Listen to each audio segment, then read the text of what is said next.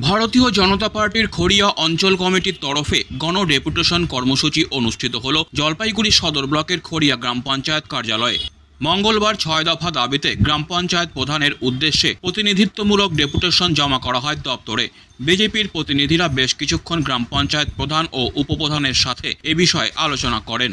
মূলত গ্রাম পঞ্চায়েত এলাকার প্রত্যেকটি গ্রামে বিশুদ্ধ পানীয় জল সরবরাহ, প্রতিটি এলাকায় সোলার লাইট বা বিদ্যুতের আলোর ব্যবস্থা, প্রতিটি রাস্তা বেডমেশালি দিয়ে অথবা পাকা রাস্তা তৈরি করা, সাংসদ ডক্টর জয়ন্ত কুমার রায়ের আর্থিক তহবিল থেকে খড়িয়া অঞ্চলের উন্নয়নের স্বার্থে অনুমোদন, গরিব ও দুস্থদের মধ্যে পর্যাপ্ত পরিমাণ ট্রিপল বিলি, আসন্ন দুর্গাপূজা উপলক্ষে খড়িয়া গ্রাম পঞ্চায়েত এলাকার প্রতিটি পূজা মণ্ডপের জঞ্জাল পরিষ্কার করা, বিধবা ও বার্ধক্য ভাতা সঠিক সময়ে প্রদান করার দাবি জানানো হয়েছে এই ডেপুটেশনে।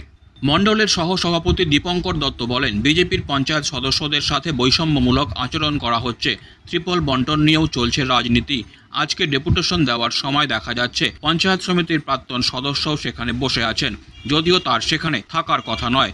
তারা আমাদের এত ভয় পাচ্ছে যে আমাদের কর্মীদের থেকে পুলিশ কর্মীদের সংখ্যা বেশি রয়েছে। আমাদের দাবি দাওয়াগুলি যদি গ্রাম পঞ্চায়েত প্রধান না মানেন তাহলে আগামীতে বড় ধরনের আন্দোলনের পথে যাব বলে জানান তিনি। খড়িয়া অঞ্চলে আমাদের ভারতীয় জনতা পার্টি খড়িয়া অঞ্চল কমিটির পক্ষ থেকে ৬ দফা দাবিতে আমাদের ডেপুটেশন দেওয়া ছিল। মানে 1 বছর হয়ে গেছে ওনার প্রধান হওয়াতে। তারপরে খড়িয়া অঞ্চলের বিশেষ করে ভারতীয় জনতা পার্টির যে সমস্ত পঞ্চায়েত সদস্যরা রয়েছেন তাদের সাথে বৈষম্যমূলক আচরণ, সেই বিষয়ের উপর ওনাকে ওয়াকিবহাল করলাম ডেপুটেশনের মাধ্যমে, এবং আমরা ওনাকে 15 থেকে 20 দিনের একটা সময় দিলাম। আমাদের যেসব বৈষম্যমূলক আচরণ ওনারা করেছেন, ত্রিপল থেকে শুরু করে, রাস্তা থেকে বেডমিশাল থেকে শুরু করে, জলের ব্যবস্থা থেকে শুরু করে, পথবাতি সোলার ব্যবস্থা থেকে ওনাকে করতে হবে। এই বিষয়ের উপরে আমরা খড়িয়া অঞ্চলের প্রত্যেকটা বুথে একই অবস্থা। কোন এলাকা বৈষম্যমূলক আচরণটা অঞ্চলের ভেতরে হয়, চা সিঙ্গারা খাইয়ে দিয়ে বিজেপির পঞ্চায়েত বলে সই করে বাড়ি চলে যাবে। এইবার ওনারা ভাগ বাটা করে। আমরা দেখতে পাচ্ছি যে সমস্ত তৃণমূলের পঞ্চায়েত সদস্যরা রয়েছেন তাদেরকে কাউকে 4টা কাউকে 3টা করে কলেজ, অথচ বিজেপির পঞ্চায়েত সদস্য যারা গ্রামের প্রতিনিধি আছেন তাদের 2টো করে কলেজে দেওয়া। এই বিষয়ে ওনাকে আবার করি।